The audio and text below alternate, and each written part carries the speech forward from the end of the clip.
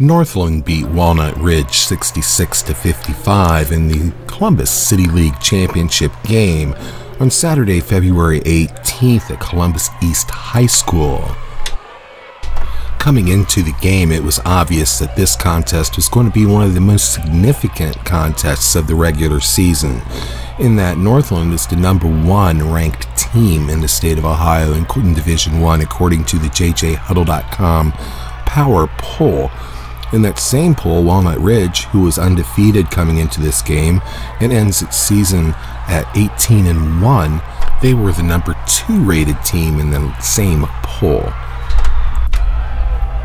This was one of the best candidates ever to be the JJ Huddle HD Game of the Week.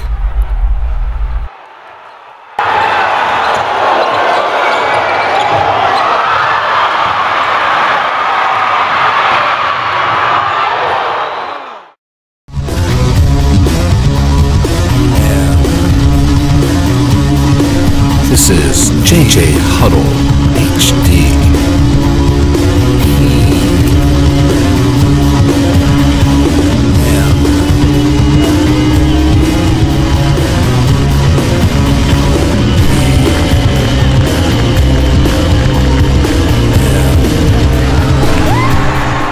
My name's Alex Sater and I'm your host. After the game, we ran into Tim Longevin at midcourt. It was a special afternoon, and the game had a little of everything. There were 11 blocks, 5 to 6 dunks, 6 threes. There were 10 lead changes and 2 ties all in the first half. You got to watch the game down on the floor with Devin Scott's dad. I got to watch the game up top with Devin's stepmom as she shared a bunch of horror recruiting stories with me. But the first quarter, it was a race to the finish as Walnut Ridge held a 20-18 lead. 6 different players from each team scored. Roy Alexander led Ridge with 5 points and Devin Scott paced the Vikings with 7 points. The second quarter pace kind of slowed down somewhat, but Northland outscored Ridge 14-9 for a slim 32-29 advantage. Scott added 5 more points in the quarter, Potts drained 3, and Keyshawn Lewis added 4. The second half was a disaster for Walnut Ridge, in particular the third quarter. Ridge sputtered like a 20-year-old lawnmower, scoring only 5 points, and the Vikings took advantage, opening up the biggest lead of the game, 51-36 after 3 periods. It was Scott and Jalen Robinson who took over with 6 points each, but it was their dominance on the defensive end, inside, blocking shots, altering shots of Adam McCall, Brett Hartgrove, and Grant Harris. Those 3 did a nice job of penetrating the lane, but they had nowhere to go once they got there. Ridge did come back a little bit. They closed the gap 54-46 with a little over 5 minutes left in the game. Malik Dime jammed one home.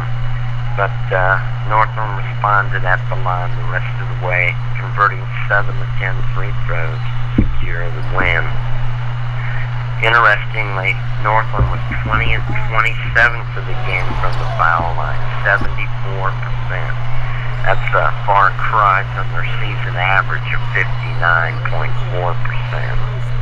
Then it was Walnut Ridge that struggled this time from the line. They were 7 of 16 for 44%.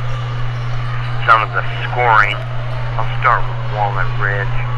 Their leading scorer was Roy Alexander. He had 19 points, including 3 threes. He was the only one to reach double figures. Alassane Ka had 9 points, and that included 2 blocks.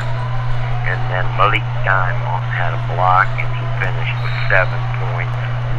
Adam McCall had 6. The other guard, Fred Hartgrove, had 4. Northland, it was Scott all the way. He had 23 points, 3 blocks, 6 rebounds, 2 assists. Next in line for them was, of course, Jalen Robinson. He had 14 points, and he added 4 blocks. Potts had his usual performance, 11 points, including 2 threes, but just played a tremendous job on the defensive end, shutting down Walnut Ridge's guard. And his backcourt mate, Keyshawn Lewis, also scored 11 points.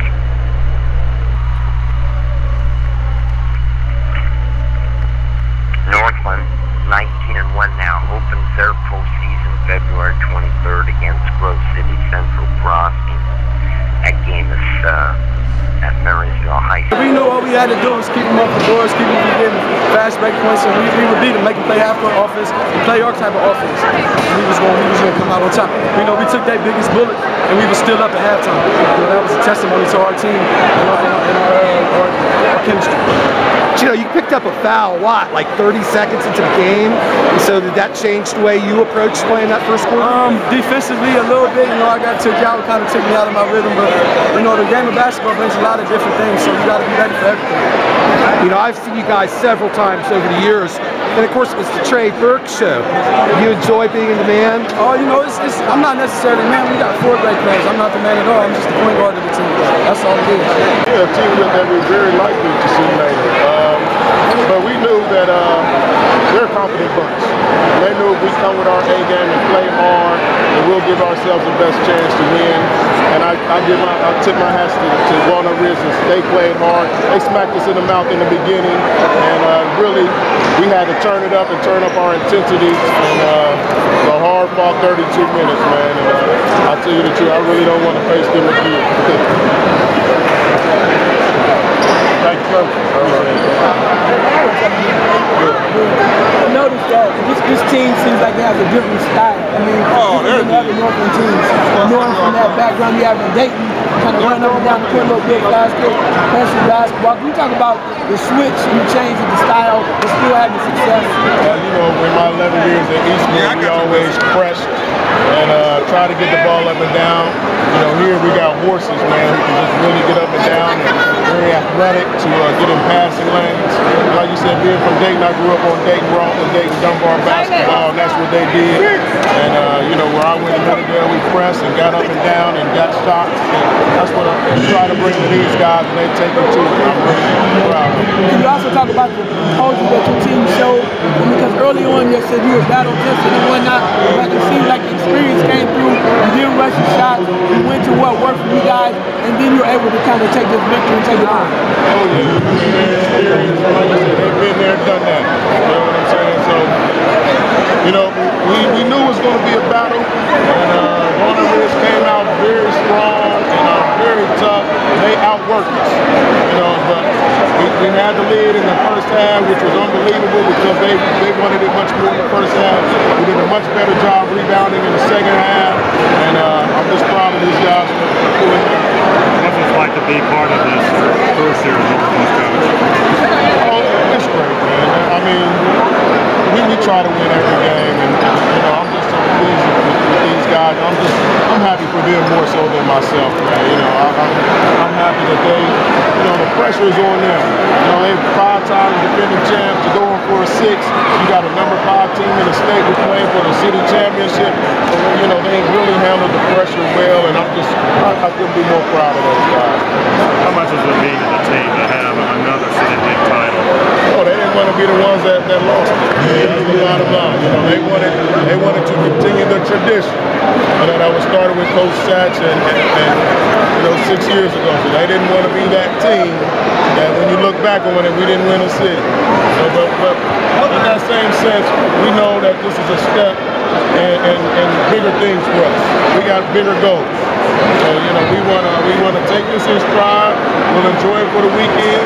Come Monday, it's back to work because it's a whole new season where it's one and done.